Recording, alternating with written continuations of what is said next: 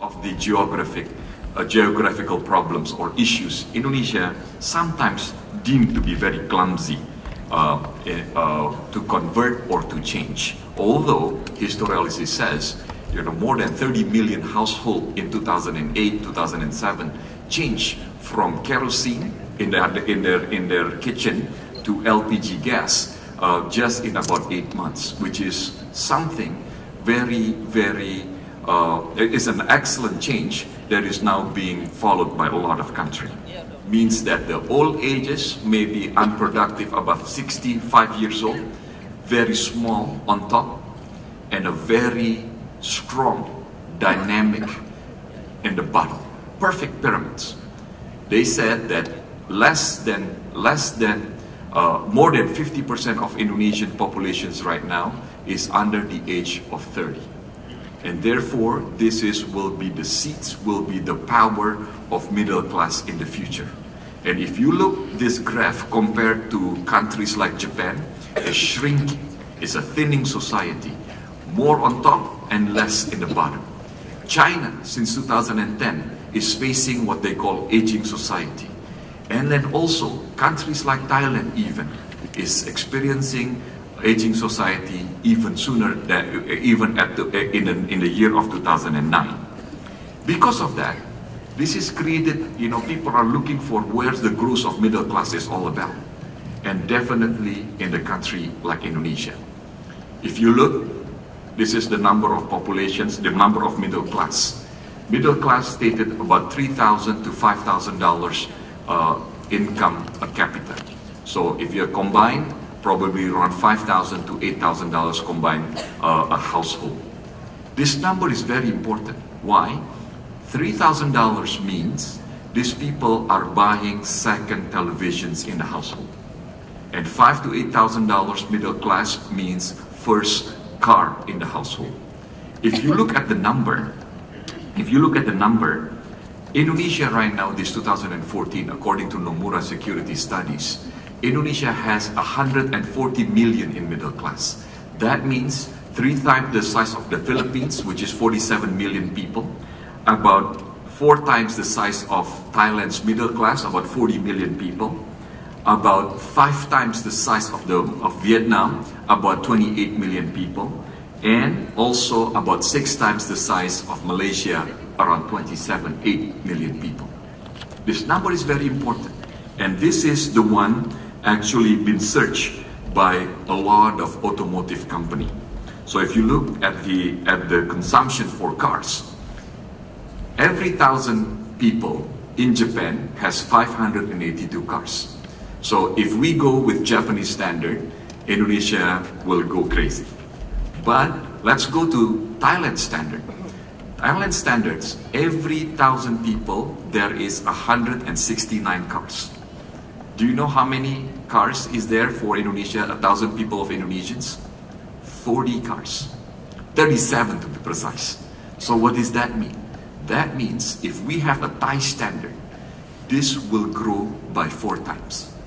So professor, that means if we go Thailand standard right now, I'm not talking about the requirement for fuel, but if we go to Thailand standard in the next 5 or 10 years, the traffic in Jakarta, if you think this is crazy, will be like really crazy. 4 times.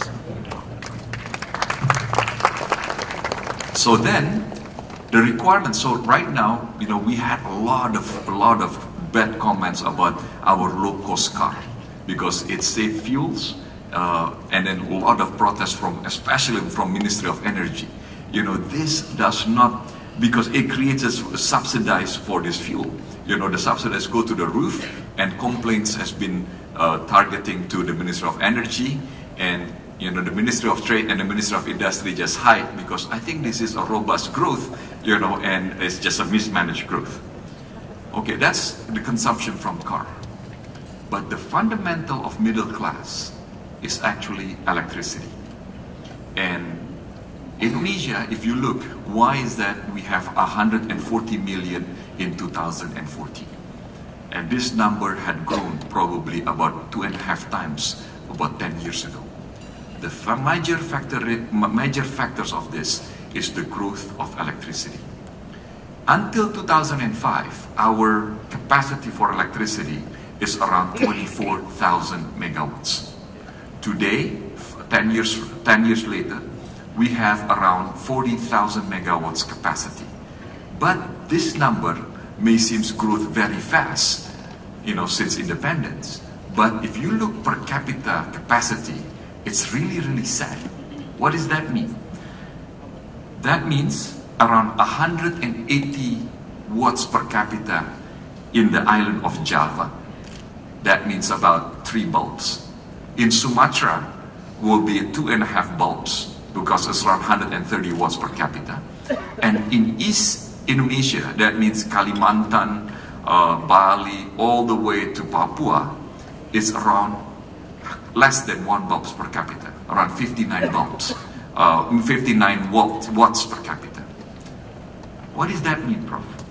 That means Indonesians middle class is not attached or part of production system. In order to release and to create more middle class, Indonesia needs more power generations. So the power generations we grow from 25,000 to 40,000 in 10 years. But this is not the number. We don't need another 10,000. We don't need 20,000. But we need around 300,000 megawatts in order to reach the number of lower middle income country capacity average in the world. 300,000. So that means actually we have to build more of electricity than factory can supply. This all will create. So every month I announce the performance for trade, basically the trade balance. And the trade balance in Indonesia every month is a disturbing thing for the Ministry of Trade. Why? Because my chief data here needs to hold his breath whether this is going to be a surplus or a deficit. The story is January to March, first quarter of this year, Indonesia enjoyed a trade surplus. Out of that trade surplus, the heavy part is how the oil and gas import has been digging through Indonesian performance for export. If you look the number of January, April, our oil and gas import had been minus about $4 billion in oil and gas. And yet our export is suffering because CPO went down by $1 billion. So we have around $2 billion of deficits just in the month of April from oil and gas and from our export trade performance. And because of that, we look 70%, 60% of our imports is medium goods. This means we took this medium goods and convert this to be industry and re-export it back. So the trend in the future is looking to substitute for this import for our industry and medium goods. And if you look, one of the part of the biodiesel, this is just a number so I can throw to you, with the minimum of 10% from biodiesel, Indonesia will save $3.5 billion from the saving. That means subsidy that is paid in the country. Out of this $3.5 billion, the companies will pay 25% of income tax in the country. On top of that, around 217,000 people have new jobs just because the mandatory of 10%. Is the number enough? My predictions, in the near future, Indonesia will enjoy around 40% mandatory for our biodiesel. Easy? Nothing is easy in the country, but then again, nothing is impossible. Because of that, this will be the trend, 40. That means if we have 40% of mandatory biodiesel, that means we will save at least $10 billion created more than 1 million jobs and also created more than created more cushion in our deficit, so we will be exporter instead of importer. What about geothermal? Geothermal is a funny story too. We have 16,000 of capacity. We have 16,000 megawatts of prospect for our geothermal. Less than 4% has been explored. One story from Japan, because I was stationed in Japan. Sarula project was developed by Itochu.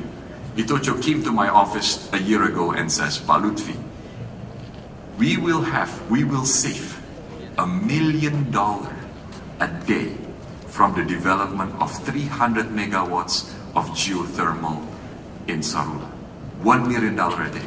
That means $360 million a year just from converting the requirement for diesel into geothermal.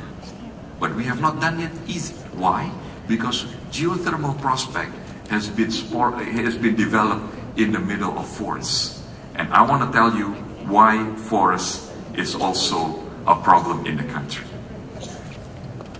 Because we're talking about biodiesel, we're talking about forests. We're talking about geothermal, we're talking about forests. But this is something inevitable because we can do it. Let me give you a number of this forestry.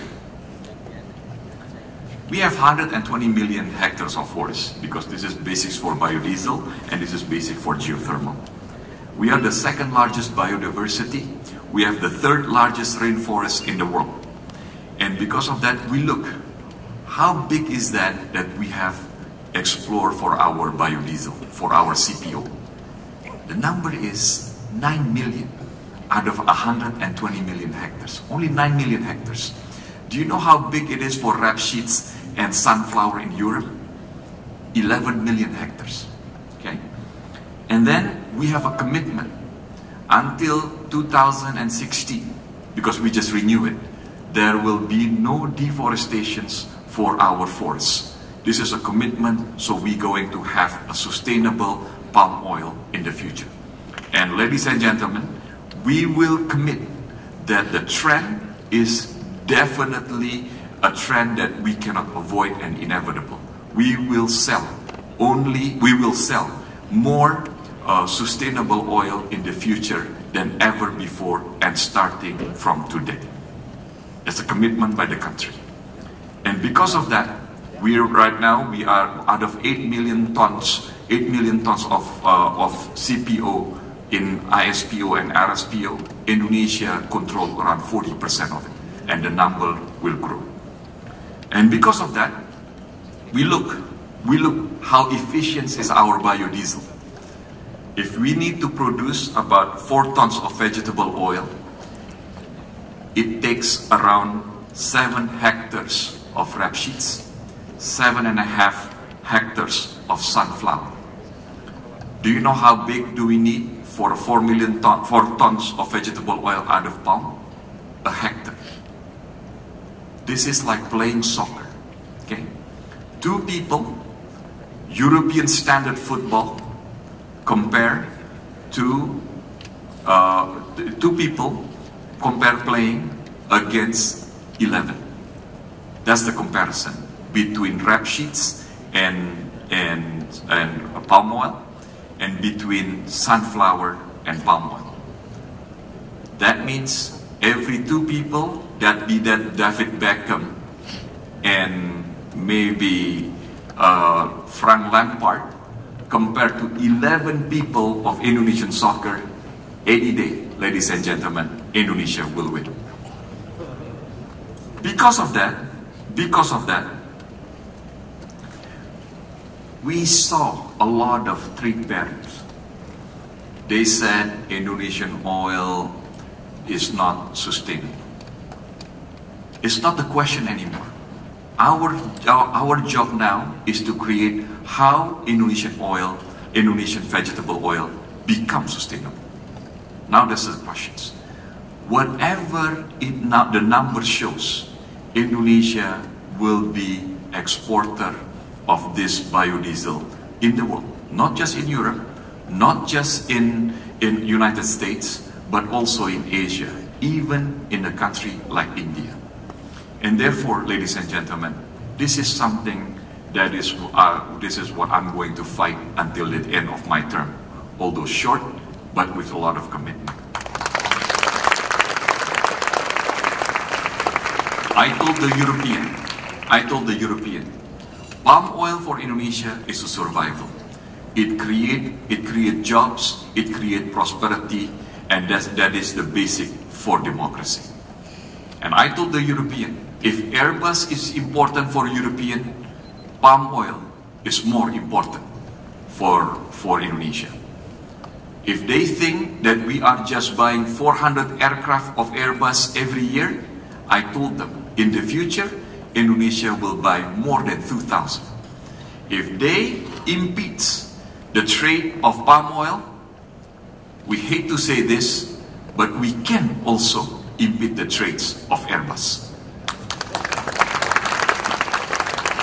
As a closing, I told you about how robust this middle class of Indonesia, how important the importance of electricity, how damaging of bad subsidy, especially import of oil and gas. In the future, I saw an article in The Economist this last week. It says that Asian brand will invade European and United States. Toyota, Daihatsu, and Suzuki had been doing that since the 80s and 90s. Now Chinese product for refrigerator called Haier will be in the United States and Europe, along with brand of Huawei and ZTE. Indonesia may not have a brand, but Indonesia will definitely change and revolutionize the way people eat, people watch TV, and the way people enjoy their meals. Why? Because when they turn on the electricity at night, it will be fueled by Indonesian biodiesel. When they have breakfast, their Nutella, their chocolate spread, will come from Indonesian fat. When they have lunch, the meals is cooked by Indonesian cooking oil.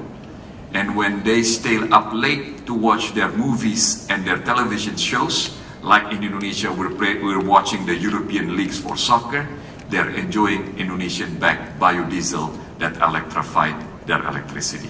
And ladies and gentlemen, that is a promise, and this will be inevitable. So if they try to stop Indonesian trade for our biodiesel, they may try. They can hide, but they cannot run. I promise.